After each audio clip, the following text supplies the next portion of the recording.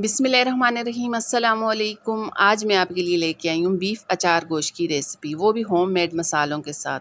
घर में एक ख़ास किस्म का इसका मसाला तैयार करेंगे, कोई पैकेट का मसाला इस्तेमाल नहीं करेंगे।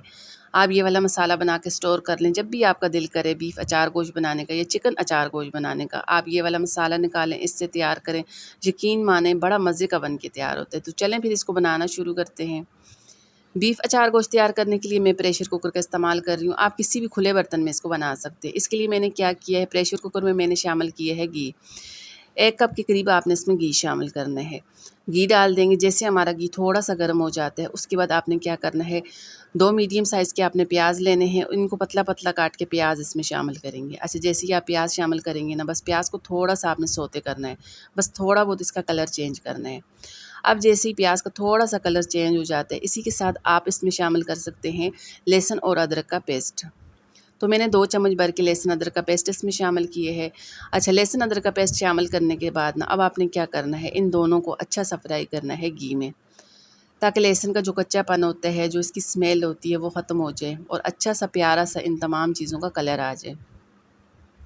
अब यहाँ पे आप देखें, जैसे ही इस तरह इनका कलर आ जाते हैं, अब आपने इसमें शामिल करना है बीफ। अच्छा, ये मेरे पास तकरीबन 3 पाव के करीब बीफ है। इसको अच्छी तरह धो के साफ़ करके बीफ इसमें शामिल करेंगे। बीफ शामिल करने के साथ ही आपने इसमें शामिल करना है नमक। 1 चम्मच नमक डाल देंगे। अच्छा, जब भी आप इस तरह बीफ को लहसुन अदरक के पेस्ट के साथ नमक शामिल करके जब इसको आप यहाँ पे घी में फ्राई करते हैं ना, तो इसके अंदर जितनी भी स्मेल होती है बीफ की, चिकन की, एक मखसूस किस्म की स्मेल होती है। जब भी आप इस तरह इसको घी में फ्राई करते हैं तो इसकी स्मेल ख़त्म हो जाती है। नमक 1 चम्मच इसमें शामिल करेंगे। अच्छा, नमक शामिल करके ना, अब आपने क्या करना है, तकरीबन 5 मिनट तक आपने इसकी बुनाई करनी होगी, ताकि बीफ का कलर भी चेंज हो जाए, जितना भी पानी इसका रिलीज़ हुआ है वो पानी भी अच्छी तरह से ड्राई हो जाए, इस तरह इसका घी बिल्कुल अलग हो जाए।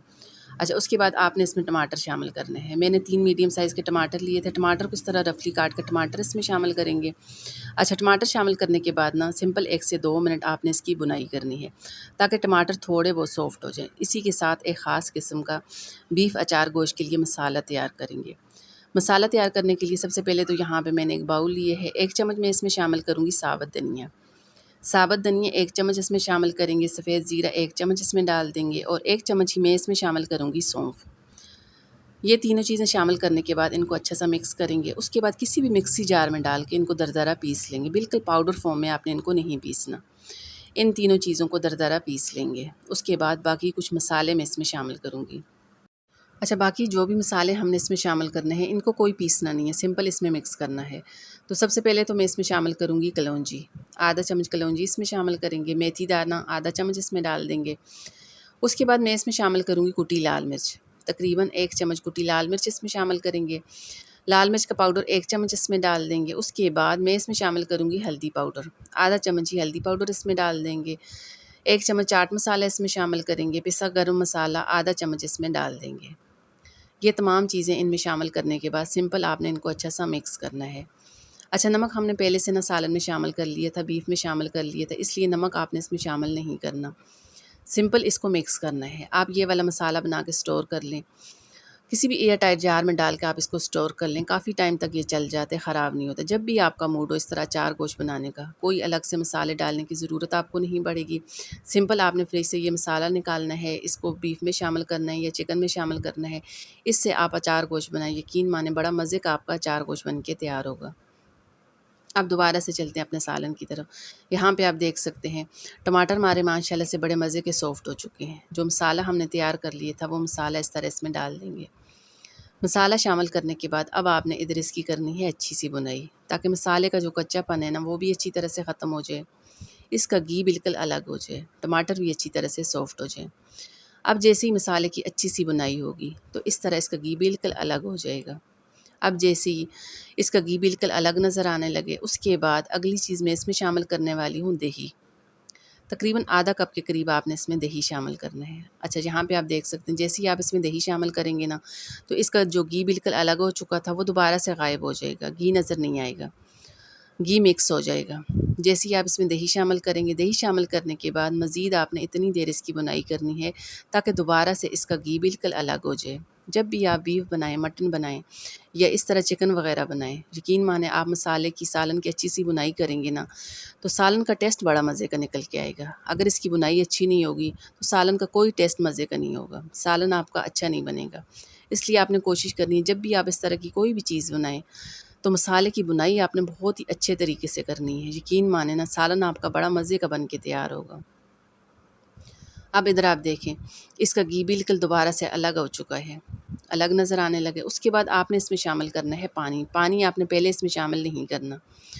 जैसे ही इसकी अच्छी सी बुनाई हो जाएगी, इसका घी बिल्कुल अलग नज़र आने लगेगा, उसके बाद आपने इसमें 2 गिलास पानी शामिल करना है। पानी शामिल करेंगे, इसको अच्छा सा मिक्स करेंगे। उसके बाद इसको तकरीबन 20 मिनट का प्रेशर लगा देंगे, या इतनी देर आप इसको प्रेशर लगा सकते हैं जितनी देर में आपका बीफ अच्छी तरह से गल के तैयार हो जाए। तो मैंने इसको तकरीबन 20 मिनट के लिए प्रेशर लगा दिए है। इसी के साथ अचारी मिर्चें इसके लिए तैयार करेंगे। इसके लिए मैंने क्या किया, यहाँ पे मैंने ली है हरी मिर्चें। हरी मिर्चें लेंगे, इनको अच्छी तरह धो के साफ़ करके, इनका पानी ड्राई करके इस तरह इनमें बीच में कट लगा देंगे। जो कट हमने इस तरह लगा दिए थे, अब आपने इसमें फ़िल करना है चाट मसाला। चाट मसाले की अच्छी सी फिलिंग करेंगे। तो मैं तमाम मिर्चों में इस तरह चाट मसाला भर लूँगी। उसके बाद दोबारा से चलते हैं अपने सालन की तरफ। तो मैंने इसको तकरीबन 20 मिनट का प्रेशर लगा दिया था। माशाल्लाह से बीफ हमारा बहुत ही अच्छी तरह से गल के तैयार हो चुका है। अच्छा, मेरे घर में थोड़ा-सा ये वाला सालन ग्रेवी वाला पसंद किया जाता है, इसलिए मैं मज़ीद पानी ड्राई नहीं करूँगी। अगर आपको ड्राई सालन पसंद है, थोड़ी-सी आप इसकी बुनाई करके इसका पानी ड्राई कर सकते हैं। लेकिन मैं इसको मज़ीद नहीं पकाऊँगी, मज़ीद इसका पानी ड्राई नहीं करूँ, क्योंकि हमारे यहाँ इसी तरह पसंद किया जाता है। उसके बाद जो मिर्चें हमने मसाला भर के तैयार कर ली थी, वो मिर्चें इसमें शामिल करेंगे। हरी मिर्चें शामिल करने के बाद सिंपल इसको थोड़ा-सा मिक्स करेंगे। उसके बाद 1 मिनट के लिए इसको कवर लगा देंगे, ताकि मिर्चों का जो फ्लेवर है वो बीफ में अच्छी तरह से आ जाए। बस 1 मिनट इसको कवर लगा देंगे, बिल्कुल दम वाली आंच करके। तो माशाल्लाह से यहाँ पे आप देखें, बड़ा मज़े का हमारा बीफ अचार गोश्त बन के तैयार हो चुके हैं। अच्छा, अक्सर आपने देखा होगा हमारे घरों में क्या होता है, जब भी इस तरह कोई डिश बनाई जाती है, मसलन अचार गोश्त, कढ़ाई वगैरह या कौरमा वगैरह, तो हम क्या करते हैं, अक्सर पैकेट के मसाले इस्तेमाल करते हैं।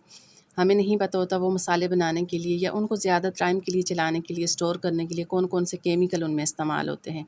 हमें आसान लगता है, हम बाहर से मसाले लेके आते हैं, उनसे कोई भी डिश बनानी होती है, उन मसालों से बनाते हैं। हम घर में मसाले तैयार नहीं करते। तो आज मैंने आपके साथ होममेड मसाले की रेसिपी भी शेयर की है।